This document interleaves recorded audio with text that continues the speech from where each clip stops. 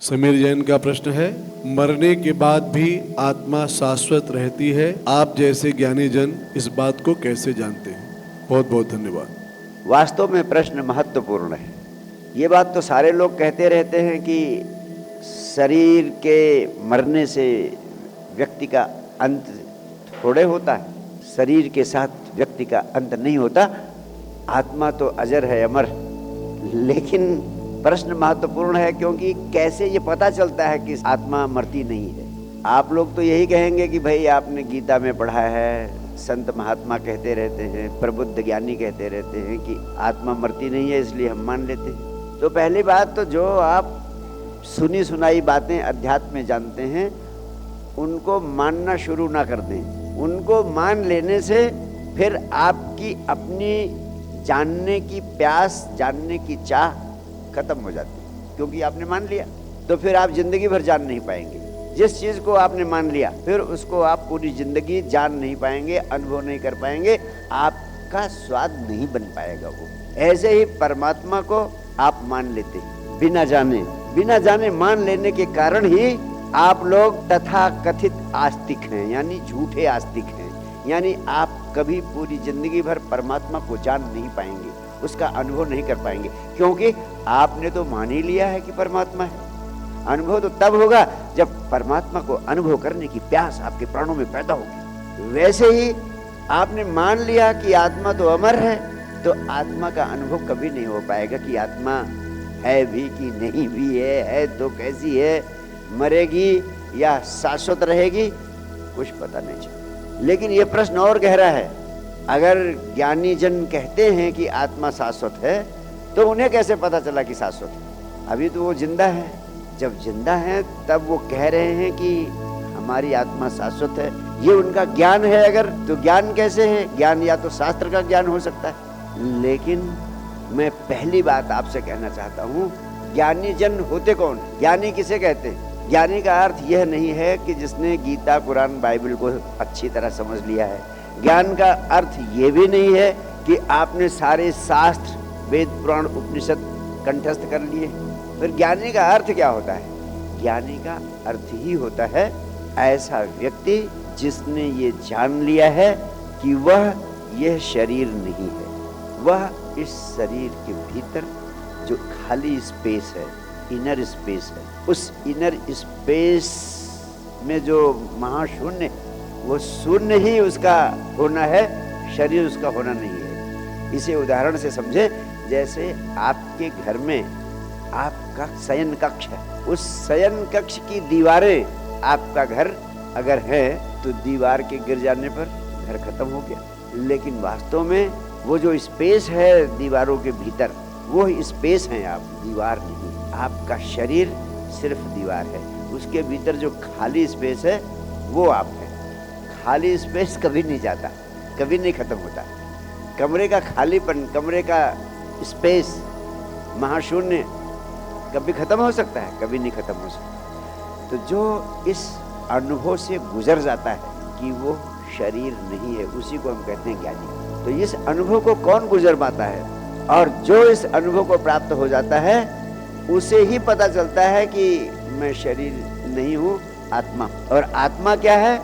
वो जिसका कोई आकार नहीं, जो सिर्फ शून्य है। इसीलिए बुद्ध जैसे लोग आत्मा की बात ही नहीं करते।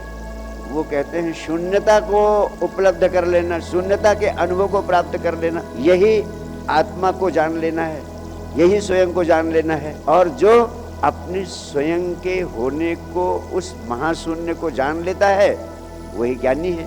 इस महाशून्य को जानने का उपाय क्या है? जब आप अपनी आंखें बंद करते हो तब आपके भीतर एक विचार शून्यता की अवस्था पैदा होती है।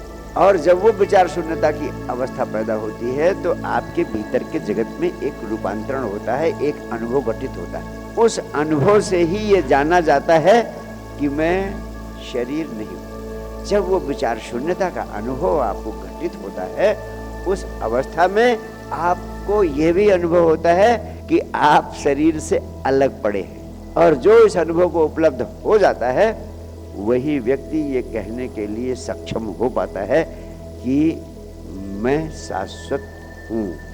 क्योंकि शरीर तो जाएगा, लेकिन इससे अलग होकर के भी मैंने स्वयं को जाना है। यह स्वयं की अनुभूति, इसीलिए उपनिषद के ऋषि कहते हैं नेति नेति नेति, यानी जितनी चीजें आपको दिखाई पड़े इन आंखों से, उन सबको आप कह सकते हो कि आप वो नहीं हैं।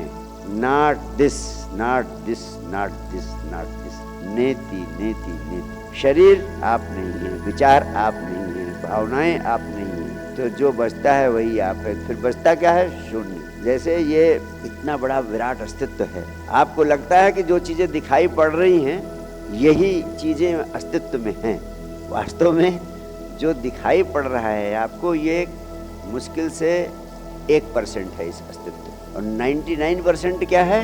चारों तरफ देखो, ये जो विराट शून्य फैला हुआ है, विराट आकाश, ये पृथ्वी, और पृथ्वी पर ये जो कुछ दृश्य जगत है दिखाई पड़ता है, जिसे हम यूनिवर्स कहते हैं, जिसे ब्रह्मांड कहते हैं, उसका 1%। 99% इस अस्तित्व में क्या है? शून्य। उसी शून्य में ये थोड़ा सा 1% दिखाई पड़ता है आपको, और ये महाशून्य ही सबको संभाले है। कौन संभाले? महाशून्य 1% 99% के द्वारा संभाला जा रहा है।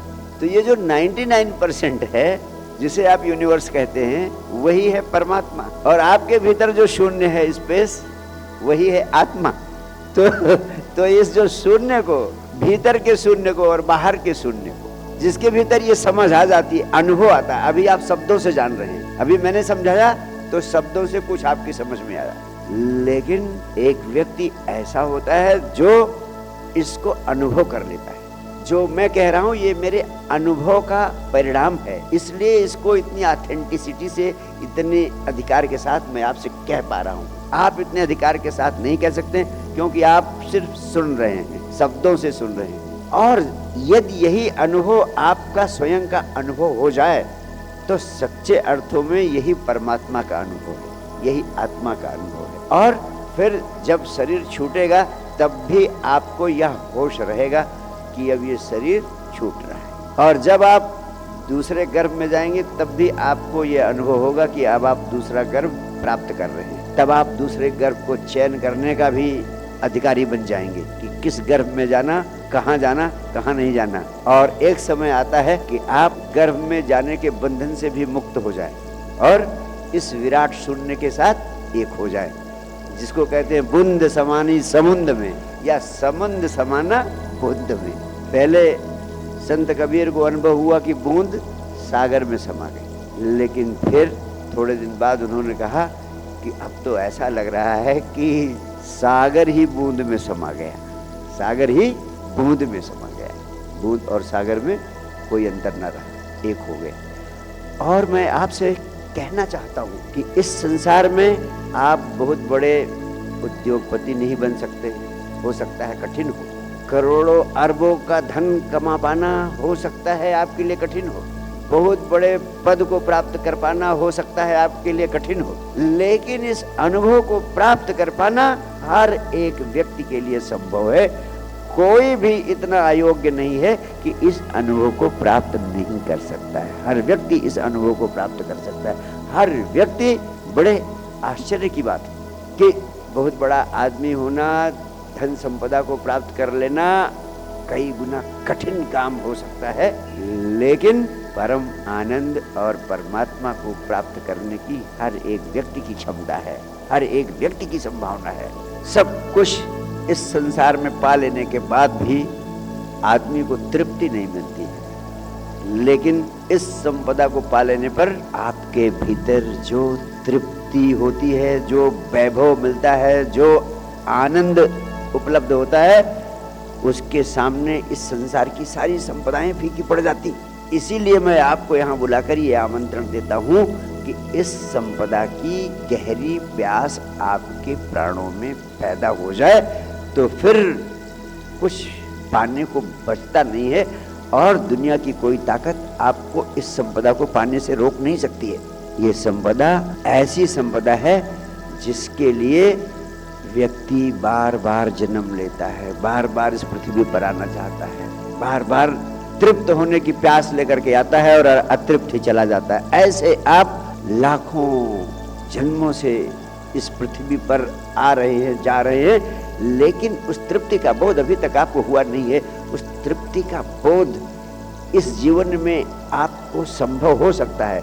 हो सकता है आपका यह जीवन अंतिम रूप से आपको उस संपदा को दे दे जिस संपदा को पाने के लिए आप बेचैन हैं। आपको लगता है कि आप धन पाना चाहते हैं, धन पाने के लिए बेचैन हैं। वास्तव में ये धन पाने की बेचैनी नहीं है। आपको लगता होगा बड़ा पद पाना चाहते हैं, वास्तव में ये बड़ा पद पाने की भी बेचैनी नहीं है। हो सकता है आप किसी और चीज को पाने के लिए बेचैन हो, लेकिन याद रखना ये सारी बेचैनी सिर्फ उस संपदा को पाने के लिए है अंततः, जिससे आपको पूर्ण तृप्ति मिल सकती है। और ये इनर फुलफिलमेंट आपको तब तक नहीं मिलेगा जब तक आप स्वयं के अनुभव को, आत्मा के अनुभव को उपलब्ध नहीं होंगे। और स्वयं के अनुभव को उपलब्ध करने के लिए सबसे बड़ी चीज है समझ, और समझ के बाद दूसरी बड़ी चीज है समझ से भी मुक्ति, समझ के भी पार खड़े हो जाना, समझ के भी पार चले जाना। जब यह निर्विचारता की स्थिति पैदा होती है, उसी अवस्था में आपको इनर स्पेस का, आत्मा का, महाशून्य का बोध होता है। और जब आपको इसका बोध होता है तो फिर किसी से पूछना नहीं पड़ता है। जैसे आपके सिर में दर्द होता है तो आपको किसी से पूछना नहीं पड़ता है कि कैसे जानूं कि मेरे सिर में दर्द। अगर आपको किसी से प्रेम हो जाता है तो आपको पूछना नहीं पड़ता कि कैसे पता चले कि प्रेम हो गया। अंतर जगत की चीजें ऐसी हैं, जब आपके भीतर के जगत में कुछ घटित होता है तो आपको पूछना नहीं पड़ता है। आपके भीतर कुछ ऐसा रासायनिक परिवर्तन होता है कि आपको स्वतः पता चल जाता है। जैसे आप प्रातःकाल सोकर उठते हैं, जाग जाते हैं, तो मैं पूछूं कैसे पता चलता है कि आप जाग गए?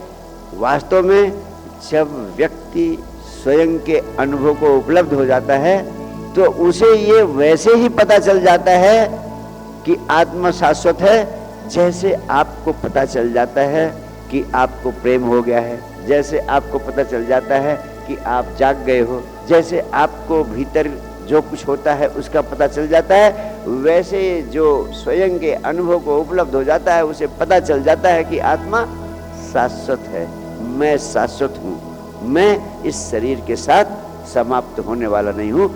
इसीलिए कहते हैं जो वास्तव में सच्चे अर्थों में आत्मज्ञानी है वही इस पृथ्वी पर भय से मुक्त है, अन्यथा सारे व्यक्ति भयभीत हैं। आपके भीतर जितने भय हैं वे सब इस कारण हैं कि आपको स्वयं का पता नहीं है। सिर्फ आपको इस बात का पता नहीं है कि आप शाश्वत हैं, आप इस शरीर के साथ मरने वाले नहीं हैं। Thank you, thank you, thank you.